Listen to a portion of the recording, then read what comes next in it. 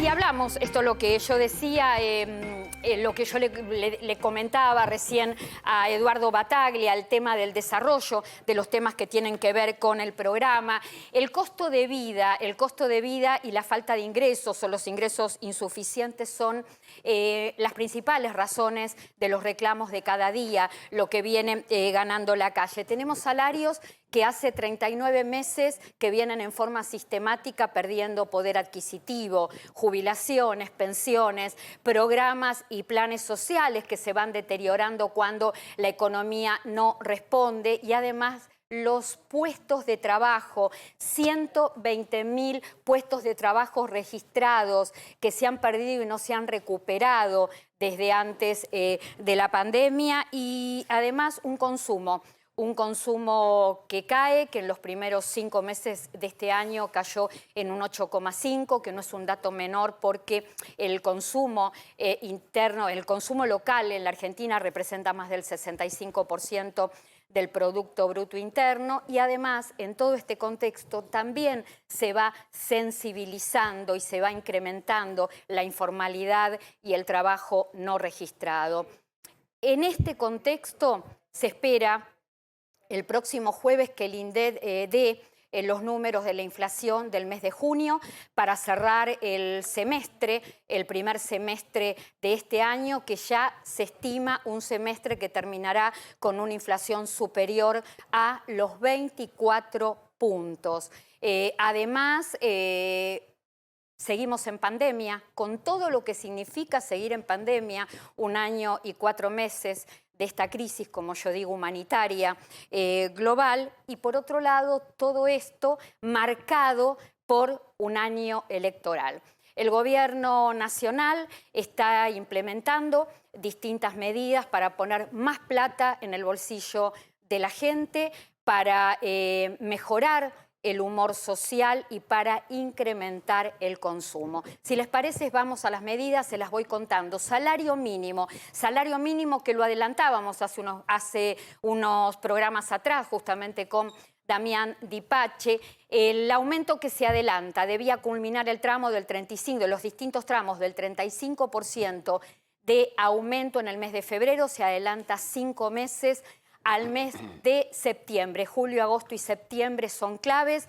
La idea es que a partir de septiembre se vuelva a analizar un aumento para equiparar el incremento del salario mínimo vital y móvil a las paritarias, al cierre de paritarias generales que está oscilando en un 45%. Salario mínimo impacta en 6 millones de personas, en el salario básico docente, en las jubilaciones mínimas contributivas, en prestación por desempleo y además en potenciar trabajo. Por eso es importante también contarles en detalle qué es lo que va a pasar a partir de ahora con el potenciar trabajo. 1 millón de beneficiarios y beneficiarias que van a seguir su prestación mensual, va a seguir los aumentos julio, agosto y septiembre del salario mínimo, estos adelantos en un 50% del salario que esté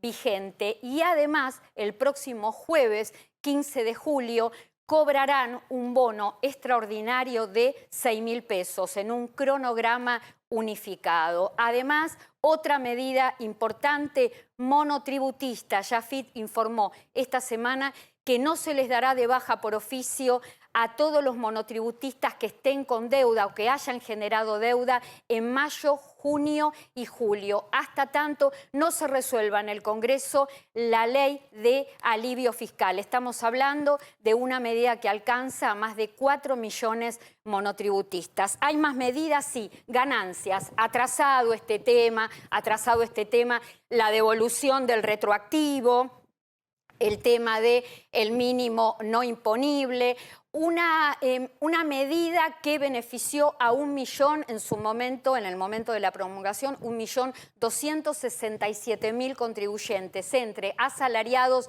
y jubilados y pensionados, y que todavía siguen esperando el reintegro, ¿sí? El reintegro del impuesto a las ganancias. Otra medida, sí, otra medida tiene que ver con asignación universal por hijo, la decisión de adelantar el acumulado del 20% que se iba a pagar en el mes de diciembre y que se va a pagar a un segundo grupo de pago en estos días hasta el 22 de julio.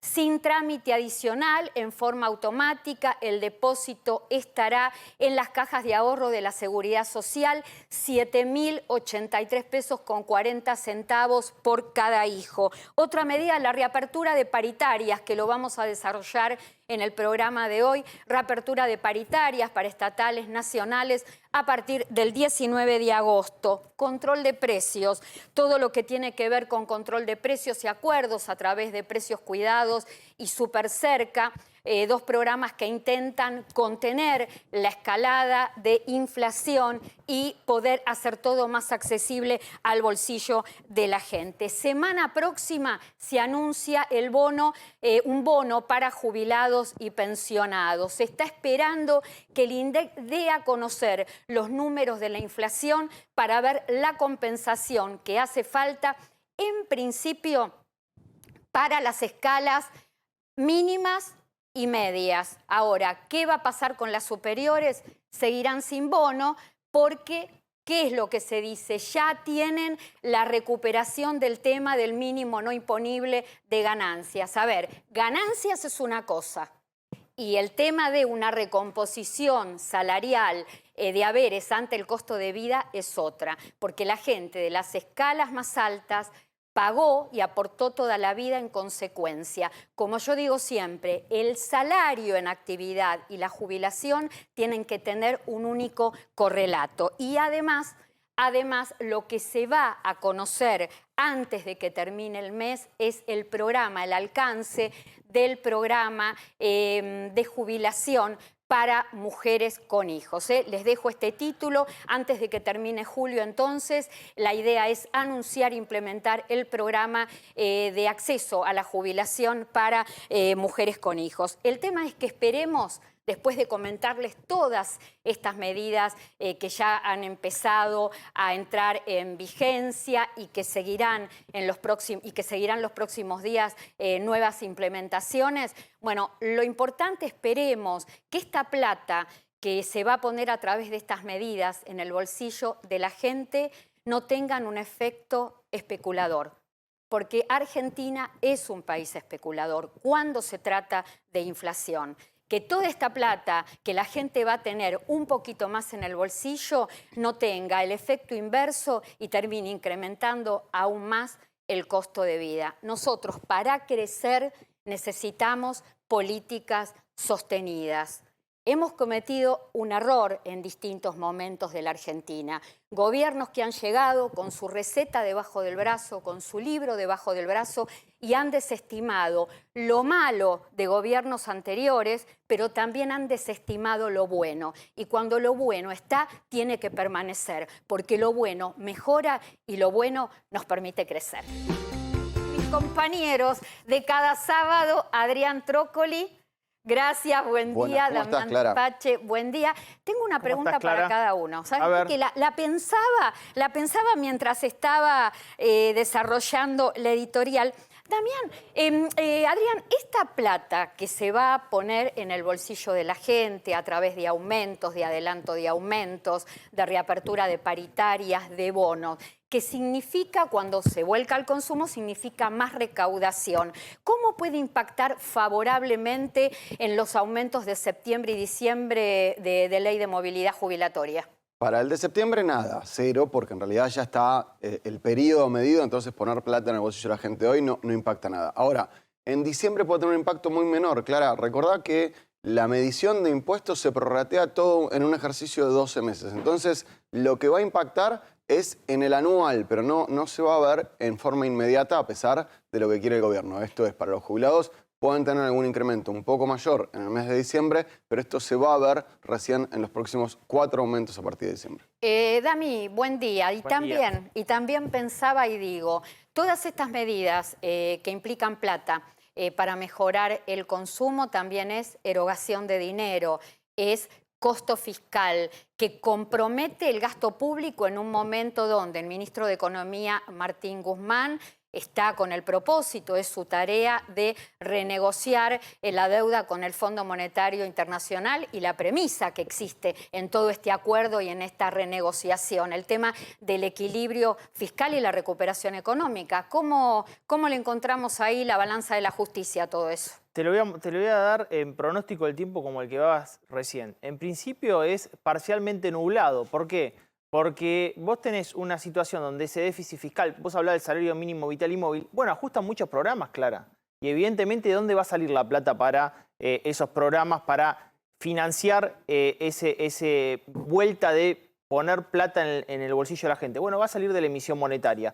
Tenés dos circunstancias. En principio eso va a llevar a mayor nivel de inflación y un déficit fiscal que Martín Guzmán mantiene en el orden del 4,5%. Algunos prevén que podría estar bajándolo incluso al 3,5, 4%, que es lo que le está prometiendo el Fondo Monetario Internacional. Las grandes cuentas, bueno, complicadas, siempre en año eleccionario se intentan incrementar. Las cuentas chiquititas, la cuenta del salario, la cuenta de la gente. Mira, un salario mínimo vital y móvil se creó en el año 1964. Eran en dólares constantes $380. Hoy es de $161. Así que te digo ahí, nubarrón, temperatura baja y pronóstico de lluvia para muchos argentinos porque ese salario mínimo vital y móvil hoy no está cubriendo la canasta básica alimentaria. Por eso el gobierno determina incrementar el salario mínimo vital y móvil de febrero, como vos decías en tu editorial, lo adelanta a septiembre.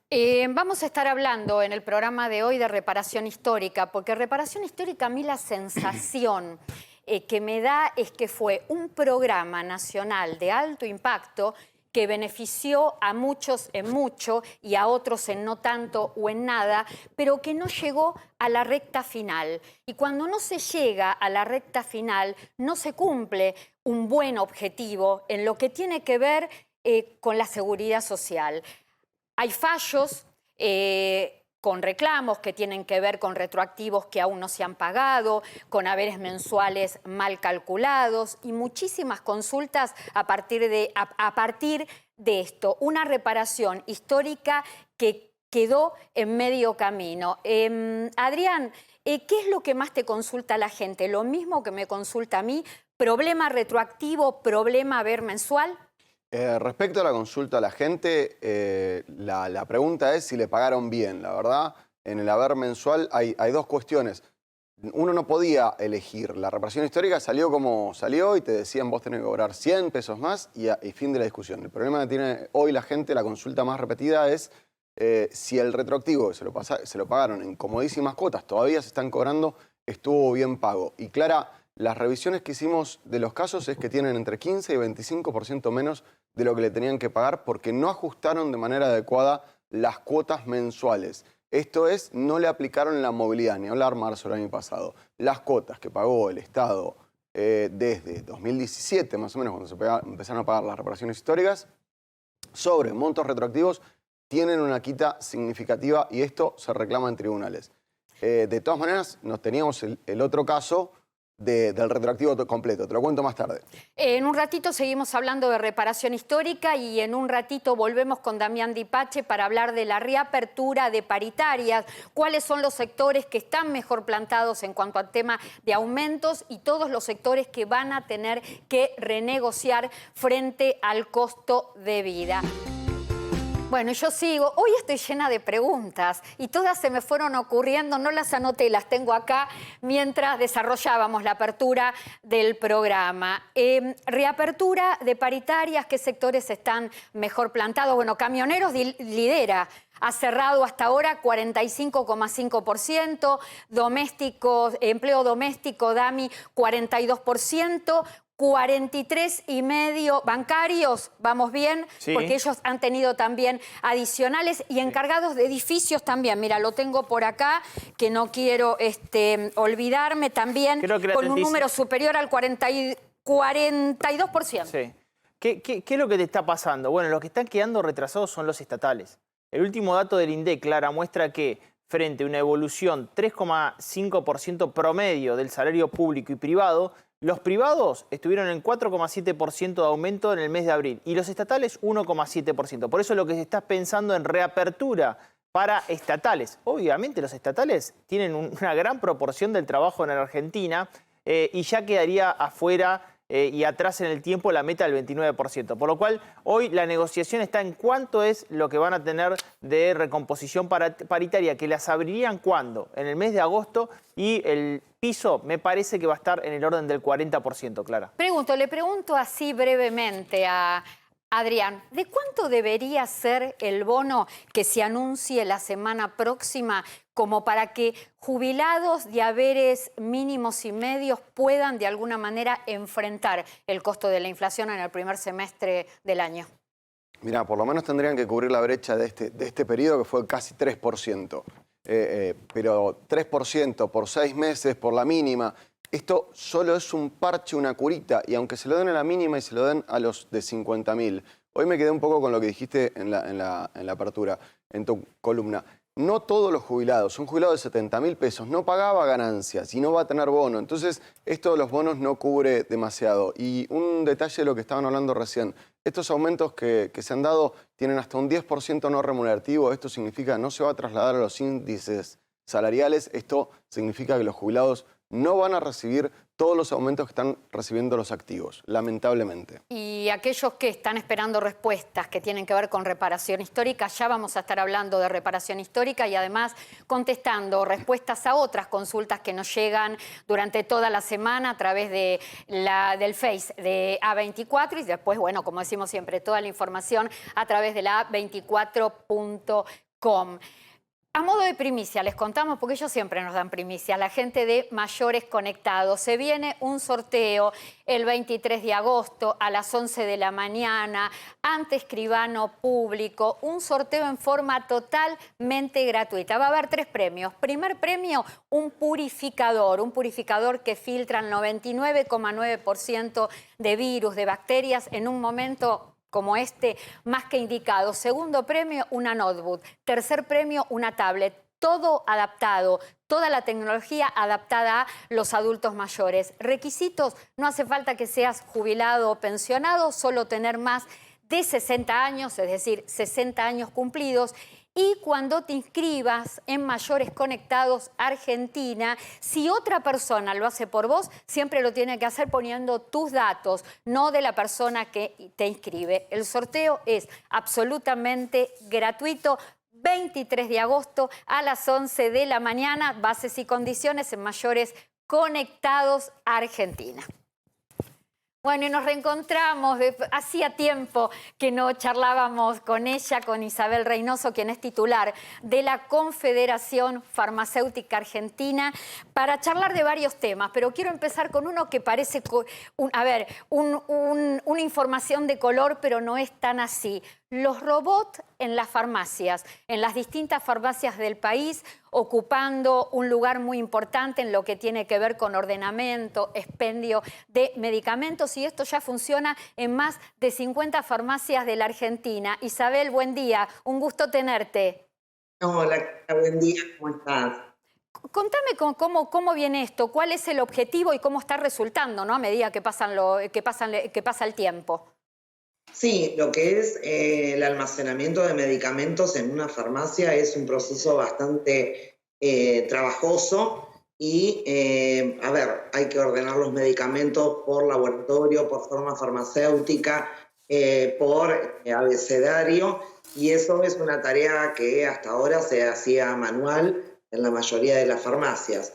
Viene a innovar este tipo de robot que hace 1 año y medio más o menos, 2 años no más, se están instalando en nuestro país, son importados y lo que hace el robot es acomodar los medicamentos cuando llegan del proveedor, que es la droguería proveedora que abastece a las farmacias, y lo acomoda con estas características. Esto pienso, Isabel, hace que quede más alivianado el trabajador de la farmacia para tener un contacto más tranquilo y una relación más tranquila con el cliente, con el paciente.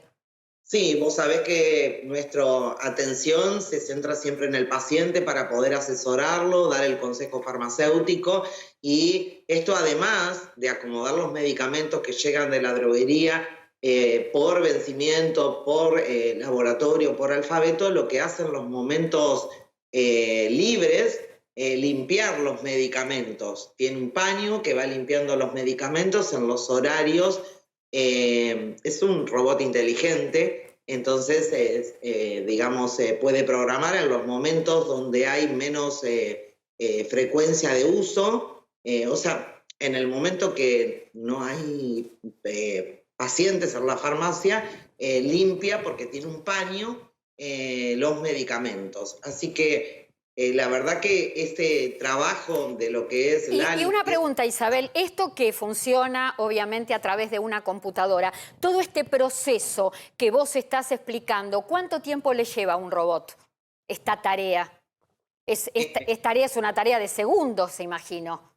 Claro, sí. A ver, esto está conectado a una computadora. Nosotros estamos informatizados en todas las farmacias del país para lo que es la validación de las recetas y la atención, digamos, a los pacientes. Ya estábamos, entonces, desde la computadora, vos, digamos, validás o grabás los medicamentos que necesita o que están prescritos en la receta, y en una cuestión de segundos el robot te acerca el medicamento a través, bueno, de un circuito, te acerca el medicamento. Y después el tema de la limpieza y acomodamiento lo va haciendo en el momento que no se está, digamos, desde ninguna de las computadoras grabando o solicitando un medicamento. Isabel, antes de despedirnos, te pregunto acerca del fallo de la Corte Suprema de prohibir los pharma-shopping en suelo bonaerense. ¿Qué opinión y cuál es tu análisis? Sí, bueno, es una lucha de 10 años y la semana pasada la Corte Suprema de Justicia de la Nación le dio al farmacéutico un rol protagónico, estableció que las farmacias son una extensión del sistema de salud, que la propiedad está íntimamente ligada con la profesión, con el ejercicio de la profesión farmacéutica, con lo cual declaró vigente la ley actual, que no contempla sociedades anónimas y que establece una distribución racional de farmacias, y rechazó todos los planteos que Pharmacity había comenzado hace 10 años en la provincia, y que por otra parte la provincia de Buenos Aires, la justicia de la provincia de Buenos Aires, se la había rechazado en todas las instancias. Así que bueno, gran alegría en toda la comunidad farmacéutica y también en la provincia de Buenos Aires, porque había muchas entidades, desde el Defensor del Pueblo hasta la Universidad Nacional de La Plata, colegios de otras profesiones, sanitaristas, centros de jubilados, que se habían presentado como amigos del tribunal defendiendo la posición del modelo sanitario y no de un modelo de mercado como pretende Pharmacity. Isabel Reynoso, muchísimas gracias por este contacto. Abrazo. Gracias, un gusto, Clara. Buen día. Bueno, y tenemos que estar entrando justamente, yo siempre digo, ¿no?, esto que hablábamos recién con Isabel Reynoso, el tema de los pharma-shopping, siempre digo, el negocio tiene que estar bien direccionado porque tiene que ser fiel al cliente, en este caso estamos hablando del paciente. La farmacia tiene que vender medicamentos, tiene que proveer de medicamentos. No puede ser un polirrubro, una farmacia, no puede ser un pharma-shopping. Y además, esto también está relacionado con algo que hablamos durante años en Lo Justo y Necesario, el tema de los medicamentos de venta libre en cualquier lado. Los medicamentos de venta libre tienen un riesgo enorme para la salud, porque cuando uno compra de manera libre un medicamento se está automedicando sin prescripción ninguna, y cuando se automedica también se corre el riesgo de la polifarmacia, esto de consumir varios medicamentos y quizá varios y distintos para patología. Por eso todo tiene que estar regulado y provisto de la persona indicada, del profesional que corresponda y en el negocio, en el comercio que corresponda. Tenemos que entrar al consultorio, sí, pero algo que venimos prometiendo desde la apertura, seguir hablando mientras vamos poniendo las preguntas y las respondemos en unos momentos, reparación histórica. Si hay problemas con el pago del retroactivo, Adrián, si hay problemas con un mal cálculo del mensual por reparación histórica, se tiene que hacer el correspondiente reclamo, ¿vía administrativa o vía judicial? Vía judicial, y la noticia que te quería contar son un grupo de fallos que salieron de Mendoza por la gente que firmó la reparación histórica. Recordemos que el Estado sin firma, sin nada, había otorgado el aumento mensual y esto significaba que la gente empezaba a cobrar antes de homologar el acuerdo de nada. Entonces su haber se veía mejorado. Pero le debían un retroactivo a aquellos que tenían juicio en trámite. Lo que sucedió es que en muchos casos de los acuerdos homologados en 2019 nunca recibieron el pago en cuotas, ni siquiera la primera cuota. Los fallos de Mendoza lo que dicen es pago total, pago único por incumplimiento del acuerdo. Esto significa que aquellas personas que están esperando, que han esperado cobrar parte del retroactivo, no tienen que esperar las cuotas, no tienen que esperar a ANSES, tienen que ir a ejecutar a tribunales y le pagan todo junto con un ajuste razonable. Ahí estaba viendo recién una pregunta sobre insalubridad, pero mientras tanto le pregunto a Damián Dipache, ¿dónde están parados hoy los monotributistas? Porque estamos recibiendo consultas que están llegando en vivo de gente que ha pagado en forma anticipada el monotributo, gente que tenía que recategorizarse y no se recategorizó. Los aumentos que del 25 de junio que se pasaron al 5 de agosto, ¿dónde están parados? A ver, orientalos un poco. Pronóstico del tiempo, nubarrón. Probables lluvias y chaparrones. Hoy estás tremendo. Hoy vino tranquilo Trócoli y tremendo Dipache. Pero claro, se ponen de acuerdo ustedes. A ver, fíjate, la gente que tiene la deuda obviamente no la tiene que pagar. Pero también se tenía que recategorizar en el mes de julio. No lo puede hacer porque todavía no están las nuevas tablas, así que tiene que esperar. La cuota del mes de junio tampoco la tiene que pagar, pero la va a tener que pagar el 3 de agosto. Pero la de julio sí la tiene que pagar con la nueva... Están mareados, Clara. No, no tienen mareados. No saben ni dónde están parados. Pero a ver, sí, todo... Yo te lo voy a resumir a vos, que nos estás escuchando, en una frase. Todo queda suspendido por el momento hasta tanto se promulgue en el Congreso la ley de alivio fiscal para el régimen simplificado. Y esto va a ocurrir en los próximos días porque la cuestión ya tiene media sanción de diputados, falta el tratamiento y la sanción del Senado. Ahora sí, vamos a lo de insalubridad. Así lo preguntó la persona que nos escribió. Nosotros tratamos de ser lo más fidedignos posibles en lo que ponemos en pantalla. ¿En qué me beneficia la tarea de insalubridad? Leía recién en el monitor. ¿Qué beneficios tengo por realizar tarea insalubre? Tarea insalubre es aquella que produce alguna merma, alguna afectación en la salud. Esto es obvio cuando estás embarcado, cuando estás en una mina de carbón abajo de tierra, no se le puede pedir que esa persona trabaje tantos años como alguien que está, como yo, cortándose las manos con papel en un escritorio. Entonces, se pueden jubilar antes, menos tiempo. Los ejemplos más clásicos son docentes de frontera, embarcados, mineros, calorías. Estos se jubilan antes y con menos años de aporte. Cada régimen tiene una situación distinta. En el extremo, los que más temprano se jubilan son a los 55 años, 50. Camioneros, hay gente que se jubila antes con menos años de aporte. Cada régimen tiene lo suyo y, lo más importante, se prorratea. Esto no es que necesito tener 25 años de servicio insalubre. Si tengo 15, me voy a jubilar en el medio del régimen común y el régimen financiado. A ver, consultas si las podemos ir poniendo al aire. Hay muchas consultas que provienen de trabajadores autónomos que ahora están jubilados. Y cuando se jubilan y no han pagado justamente las categorías más bajas, se encuentran con que terminan cobrando la mínima. Esa va a ser la próxima respuesta del doctor Trócoli. Mientras tanto, soy jubilado con un plazo fijo. ¿Tributo ganancias? Bueno, esto es una respuesta compartida. Damián. Bueno, a ver, en el caso de los plazos fijos, sí, cuando supera los 150.000 pesos, perdón, los 8 haberes mínimos que tiene el haber jubilatorio. Hasta la semana pasada estaban por incorporar el pago de ganancias de bienes personales en plazo fijo. Al final eso quedó descartado.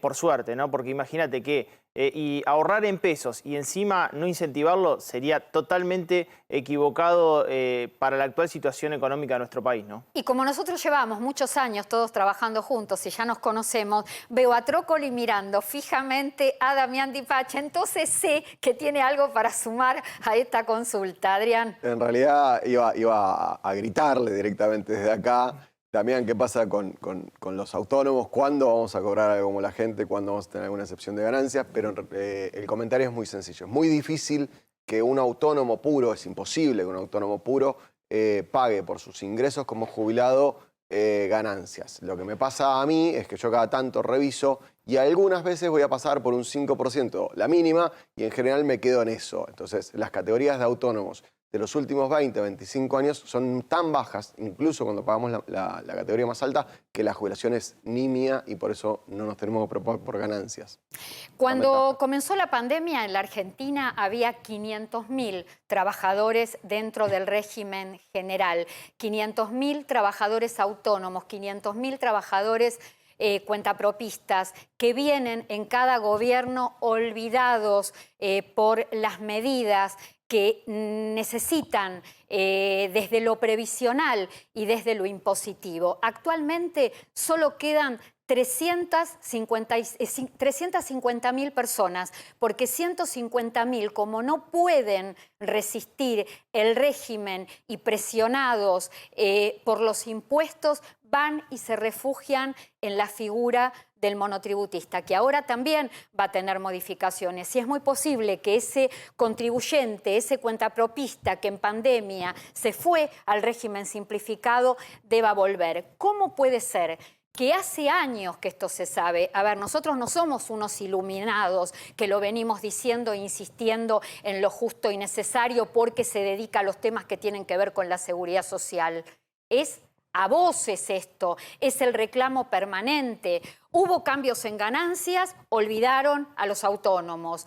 Se están produciendo y se están tratando en el Congreso cambios para los monotributistas, se siguen olvidando de los autónomos. Y después, ¿saben qué dicen? Que los autónomos son evasores. Entonces yo digo, ¿los autónomos son evasores por naturaleza o porque la propia política tributaria los convierte en evasores? No pueden, señores. Necesitan urgente medidas que los contemplen, que se les suban los mínimos no imponibles, que se le baje la carga tributaria y además que se los compense cuando llega la edad jubilatoria con una jubilación acorde a lo que pagaron toda la vida. Entonces yo le pregunto a Adrián Trócoli, una de las consultas que nos hace un monotributista, pagué a más de la categoría mínima, estuve pagando en una categoría superior. ¿Por qué cuando me jubilo con el haber mínimo? No, el monotributo tiene una renta de referencia que vendría a ser el sueldo que se toma.